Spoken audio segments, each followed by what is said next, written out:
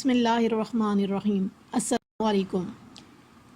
Dear students, hope so you all will be fine.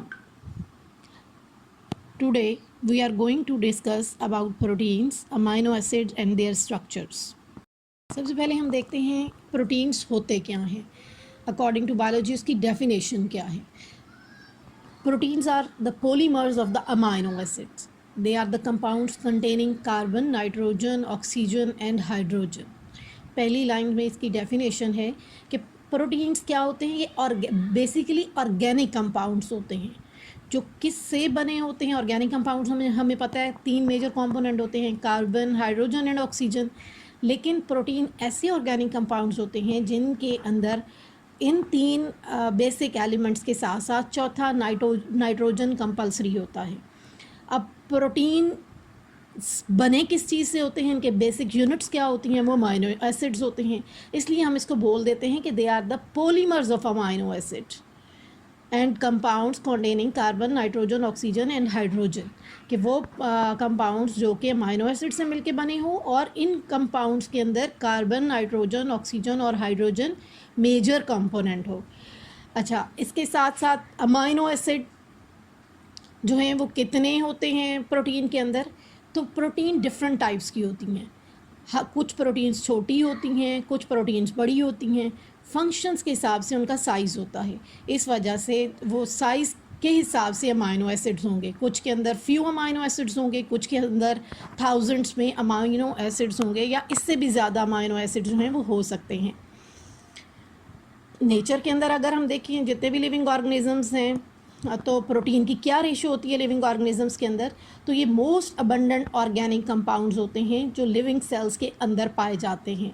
और इन average जो होती है वो 50% of their total dry weight होती है. यानी 50% टोटल ड्राई वेट जो किसी भी सेल का होगा वो प्रोटीन से बना होगा. और प्रोटीन हर तरह के सेल में और सेल के तमाम ऑर्गेनेलीज के अंदर या पार्ट्स के अंदर मौजूद होती है. हम देख लेते हैं प्रोटीन के फंक्शंस ऑफ प्रोटीन का नाम भी दे सकते हैं आप, इम्पॉर्टेंस ऑफ प्रोटीन्स भी आप कह सकते हैं. पहली इम्पॉर्टेंस या पहला फंक्शन जो प्रोटीन का है वो ये है कि they build many structures of the cell. के सेल के स्ट्रक्चर्स बनाने में इन्वॉल्व होते हैं, मतलब ऑर्गेनेलीज बनाने में इस्तेमाल होते हैं. हम इसको सादा लफ्ज़ों में कह सकते हैं कि proteins are the building blocks of the cells. Second इसका फंक्शन या इम्पॉर्टेंस होगी ये है कि एंजाइम्स जो हमारे मेटाबॉलिक प्रोसेसेस हैं या मेटाबॉलिज्म जो सेल के अंदर हो रहा होता है उसमें इन्वॉल्व होते हैं. और एंजाइम्स की नेचर क्या होती है, प्रोटीन. इसका मतलब हुआ कि प्रोटीन का दूसरा फंक्शन क्या है कि वो मेटाबॉलिज्म को कंट्रोल करते हैं. तीसरा, हमारे बॉडी के अंदर अल्लाह ताला ने प्रोटीन्स रखे हैं जिनको हम हार्मोन्स कहते हैं. वो भी मेटाबॉलिज्म को रेगुलेट करते हैं या मेटाबॉलिक प्रोसेसेस को रेगुलेट करते हैं. Number 4, proteins. चंद एक प्रोटीन्स ऐसे हैं हमारे बॉडी के अंदर जो एक्ट एज अ कैरियर या वेक्टर के तौर पे इस्तेमाल होते हैं. लाइक हीमोग्लोबिन हमारे आरबीसीज में पाई जाती है, रेड ब्लड सेल्स के अंदर, ब्लड स्ट्रीम के अंदर पाई जाती है. इसका फंक्शन जो है वो ऑक्सीजन को, लिपिड मॉलिक्यूल्स को और मेटल आइंस को ट्रांसपोर्ट करना है. तो हीमोग्लोबिन की जो नेचर होती है वो प्रोटीनियस होती है. इसके साथ साथ हमारे बॉडी का डिफेंसिव मैकेनिज़्म जो है वो भी प्रोटीन्स जो है वो उसको कंट्रोल करते हैं. जो एंटीबॉडीज़ होते हैं वो भी प्रोटीनियस होते हैं और वो पैथोजेंस के अगेंस्ट डिफेंसिव मैकेनिज़्म बनाते हैं. यानी जो भी फॉरेन पार्टिकल एंटर होगा, वायरस या बैक्टीरिया, उसको क्या करेंगे, किल कर देंगे या किल करने की कोशिश करेंगे, उसके अगेंस्ट केमिकल्स रिलीज़ करेंगे. उनको हम एंटीबॉडीज़ कहते हैं. इसके साथ साथ आफ्टर इंजरी जो क्लॉटिंग के लिए क्लॉटिंग फैक्टर्स इस्तेमाल होते हैं, ब्लड लॉस से बचाते हैं, उनको हम क्लॉटिंग प्रोटीन कहते हैं. इस वजह से कि वो भी प्रोटीनियस इन नेचर होते हैं. इसके अलावा proteins movement of the organs and organisms में इन्वॉल्व होते हैं. और स्पेशली जब सेल डिवीजन हो रही होती है, माइटोसिस हो रही होती है, तो ड्यूरिंग एनाफेज जो मूवमेंट ऑफ क्रोमोसोम्स होती है वो भी ड्यू टू प्रोटीन्स होती है. प्रोटीन की डेफिनेशन में हमने देखा कि प्रोटीन्स जो हैं वो ऐसे ऑर्गेनिक कंपाउंड्स होते हैं जो कि पॉलीमर होते हैं अमाइनो एसिड्स के. मतलब अमाइनो एसिड्स जो होते हैं बेसिक यूनिट होते हैं प्रोटीन्स के. तो अब हम देख लेते हैं अमाइनो एसिड होते क्या हैं और कितनी टाइप्स के होते हैं और इनका जनरल फार्मूला क्या है। सेल या टिश्यूज़ के अंदर जो total number of amino acid पाए जाते हैं वो 170 होते हैं। उन 170 में से 25 जो हैं वो प्रोटीन्स के अंदर एग्जिस्ट करते हैं और इन 25 में से भी जो फ्रीक्वेंटली प्रोटीन बनाने में इस्तेमाल होते हैं वो 20 टाइप्स ऑफ अमाइनो एसिड इस्तेमाल होते हैं। अब जनरल फार्मूला आपके सामने है। सेंटर में एक कार्बन अटैच है, इसको हमने अल्फ़ा कार्बन का नाम दिया। केमिस्ट्री में आपको पता है अल्फ़ा कार्बन ऐसे कार्बन को कहा जाता है जिसके साथ फंक्शनल ग्रुप अटैच हों। इस कार्बन के साथ दो मेजर फंक्शनल ग्रुप अटैच हैं। राइट साइड पे कार्बोक्साइल ग्रुप अटैच है COOH एसिडिक ग्रुप, और लेफ़्ट साइड पे अमाइनो ग्रुप NH2 इसको बोलते हैं, और नीचे एक साइड चेन R लिखा गया है और ऊपर हाइड्रोजन है। हर अमाइनो एसिड में याद रखिएगा कि हर अमाइनो एसिड के जो 3 कंपोनेंट्स हैं वो सेम रहेंगे। अल्फ़ा कार्बन के साथ कार्बोक्साइल ग्रुप भी होगा हर अमाइनो एसिड के अंदर, अल्फ़ा कार्बन के साथ अमाइनो ग्रुप भी होगा और हाइड्रोजन भी होगा। जस्ट जो चेंज आएगा हर अमाइनो एसिड के अंदर वो R की लोकेशन पे, पोजीशन पे या टाइप पे आएगा। R जो है वहाँ पे हाइड्रोजन भी अटैच हो सकता है, CH3 भी हो सकता है। तो इस तरह से अमाइनो एसिड की टाइप भी चेंज हो जाएगी। अब ये जनरल फार्मूला था। आगे हम देख लेते हैं कि अमाइनो एसिड किस तरह से एक दूसरे से डिफ़र करते हैं और किस तरह से बनते हैं। एग्जाम्पल ऑफ अमाइनो एसिड्स देख लेते हैं हम लोग। 2 तरह की आपकी बुक में डिस्कस की गई हैं अमाइनो एसिड की एग्जाम्पल। एक अमाइनो एसिड को ग्लाइसिन कहते हैं, दूसरे को एलानिन कहते हैं। अब बनता कैसे है, प्रीवियस हमने डिस्कस किया। जनरल फार्मूला अमाइनो एसिड के लिए सेम है, उसके 3 कंपोनेंट सेम रहेंगे कि अल्फ़ा कार्बन के साथ एक साइड पे कार्बोक्सिल ग्रुप रहेगा, अमाइनो ग्रुप रहेगा और हाइड्रोजन रहेगा। चेन जो आएगा वो टाइप ऑफ R में आएगा। सपोज R की जगह पे अगर हाइड्रोजन लग जाएगा तो इस अमाइनो एसिड को हम कहेंगे कि ये ग्लाइसिन है। अगर इसी R को हम CH3 से रिप्लेस कर देंगे तो ये एलानिन कहलाएगा। हमने डिस्कस किया कि प्रोटीन्स क्या होते हैं। प्रोटीन्स हमने उसकी डेफिनेशन में देखा, they are the polymers of amino acid. फिर हमने देखा अमाइनो एसिड्स क्या होते हैं, उसका जनरल फार्मूला हमने देखा। अब हम देखते हैं कि वो अमाइनो एसिड्स जो बेसिक यूनिट्स हैं वो आपस में किस तरह से जुड़ते हैं और पॉलीमर बनाते हैं। जब डिफरेंट अमाइनो एसिड आपस में जुड़ जाएंगे तो वो एक चेन की फॉर्म में आ जाते हैं। उस चेन को हम पॉलीपेप्टाइड चेन का नाम देते हैं और उस मॉलिक्यूल को हम पॉलीमर कहते हैं। अब इसमें हम देखते हैं किस तरह से जो है अमाइनो एसिड आपस में लिंकेज करते हैं। यहाँ पे 2 अमाइनो एसिड दिखाए गए हैं। जैसे प्रीवियस मैंने आपको बताया था कि ग्लाइसिन बना कैसे था और एलानिन किस तरह से बना था। ग्लाइसिन बना था R की जगह पे H आ गया था और एलानिन बना था R की जगह CH3 आ गया था। यहाँ पे 2 सामने अमाइनो एसिड्स दिखाए गए हैं। ये आपस में किस तरह से लिंकेज करेंगे। एक अमाइनो एसिड का आप सामने स्क्रीन पे देख सकते हैं। एक अमाइनो एसिड जो फर्स्ट वन है जिसको आपने ग्लाइसिन का नाम दिया है, इस अमाइनो एसिड का जो कार्बोक्सिलिक ग्रुप होगा, कार्बोक्साइल ग्रुप होगा, वो लिंक करेगा जो सेकेंड अमाइनो एसिड है जिसे हमने एलानिन का नाम दिया। एलानिन का जो अमाइनो ग्रुप होगा वो लिंक करेगा। इसका मतलब हुआ एक अमाइनो एसिड जो है उसका कार्बोक्साइल ग्रुप और दूसरे अमाइनो एसिड का अमाइनो ग्रुप आपस में लिंकेज करेंगे। किस तरह से लिंकेज करेंगे कि कार्बोक्साइल ग्रुप में से OH रिमूव होगा और अमाइनो ग्रुप में से हाइड्रोजन रिमूव होगा। OH प्लस H इसका मतलब है यहाँ पे वाटर का रिमूवल होगा और एज अ रिज़ल्ट क्या होगा, जो कंपाउंड आएगा उसको हम ग्लाइसाइल एलानिन का नाम देंगे। यानी 2 अमाइनो एसिड कंडेंस हो गए, यानी ग्लाइसिन और एलानिन कंडेंस हुए, एक दूसरे के साथ मिले, उन्होंने लिंकेज की। इस कंपाउंड को हमने नाम दिया ग्लाइसाइल एलानिन। इसको दूसरा नाम डाईपेप्टाइड भी देते हैं। अब डाईपेप्टाइड इसलिए कहा जाता है कि 2 अमाइनो एसिड आपस में लिंक करते हैं, इस वजह से हम इसको डाईपेप्टाइड का नाम देते हैं। अब यहाँ पे जो लिंकेज शो हो रही है वो अगर आप देखें सामने तो कार्बन और नाइट्रोजन की लिंकेज है। कार्बन और नाइट्रोजन की लिंकेज को हम पेप्टाइड बॉन्ड या पेप्टाइड लिंकेज कहते हैं। अब साथ में जो है प्लस वाटर लिखा गया है। वाटर का मतलब है कि यहाँ पे इस रिएक्शन के दौरान वाटर रिमूव हुआ है। ये वो वाला वाटर है जब एलानिन और ग्लाइसिन ने आपस में रिएक्शन किया और वहाँ से वाटर रिमूव हो गया और लिंकेज बन गई, जिसको आपने पेप्टाइड लिंकेज का नाम दिया। अब हम नेक्स्ट देख लेते हैं कि लिंकेजेस जो हैं वो कितनी टाइप्स की होती हैं।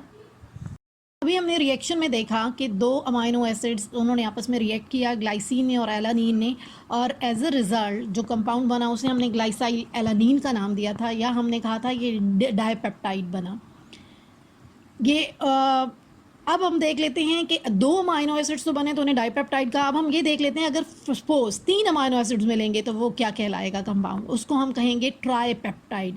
अगर 3 मिलेंगे तो ट्राईपेप्टाइड, अगर 4 मिलेंगे तो उसे हम टेट्रापेप्टाइड का नाम देंगे। अगर 5 अमाइनो एसिड्स मिलते हैं तो हम पेंटा पेप्टाइड का नाम देते हैं, 6 मिलेंगे तो हेक्सापेप्टाइड कहेंगे। इसी तरह से ढेर सारे अमाइनो एसिड जब लग जाएंगे तो वो एक लंबी सी चेन बना देंगे, उसको हम पॉलीपेप्टाइड चेन का नाम देते हैं। अब ये बनते कैसे हैं, यानी अमाइनो एसिड जो हैं वो अब डाइपेप्टाइड के साथ सपोज एक अमाइनो एसिड ने अटैच होना है तो किस साइड पे अटैच होगा। अगर डाइपेप्टाइड ग्लाइसाइल एलानीन के स्ट्रक्चर को आप ध्यान से देखें तो एक साइड पे अमाइनो ग्रुप है और एक साइड पे कार्बोक्साइल ग्रुप है। दोनों फ्री टर्मिनल हैं, मतलब दोनों रिएक्टिव पार्ट्स हैं। ये वो साइड्स हैं जहाँ पे अमाइनो एसिड लग सकते हैं। कार्बोक्साइल साइड पे भी अमाइनो एसिड अटैच हो सकता है और दूसरा अमाइनो ग्रुप वाली साइड पे भी जो है वो एक और अमाइनो एसिड अटैच हो सकता है। हर प्रोटीन की स्पेसिफिक प्रॉपर्टीज़ होती हैं और ये स्पेसिफिक प्रॉपर्टीज़ जो हैं वो डिपेंड करती हैं number 1 number of amino acids पे, number 2 specific sequence of amino acid, number 3 shape of the molecules in which they are found. यहाँ पे 4 तरह के ऑर्गेनाइजेशनल लेवल डिस्कस किए गए हैं प्रोटीन स्ट्रक्चर के हवाले से। पहला है प्राइमरी स्ट्रक्चर, सेकेंड नंबर पे है सेकेंडरी स्ट्रक्चर, थर्ड नंबर पे टर्शरी स्ट्रक्चर और नंबर 4 पे quaternary structure. Primary structure discuss करने जा रहे हैं। Primary structure comprises the number 1 number of the amino acid, number 2 sequence of the amino acid in a protein molecule। First time एक scientist था F Sengar, उसने sequence of amino acid in a protein molecule जो था वो study किया था। जो पहला प्रोटीन मॉलिक्यूल एफ सेंगर ने स्टडी किया था वो इंसुलिन था। इंसुलिन हार्मोन है, इसका बेसिक फंक्शन जो है वो कंट्रोल करना है ग्लूकोज लेवल को इन ब्लड स्ट्रीम। उसके अकॉर्डिंग जो उसने स्टडीज़ की थी उसके अकॉर्डिंग इंसुलिन जो प्रोटीन है वो कंपोज्ड ऑफ होती है टोटल 51 अमाइनो एसिड्स पे। और अगर हम इसको देखें तो ये 2 चेन से मिलके बनी होती है। ये एक जो प्रोटीन है वो 2 चेन से मिलके बनी होती है।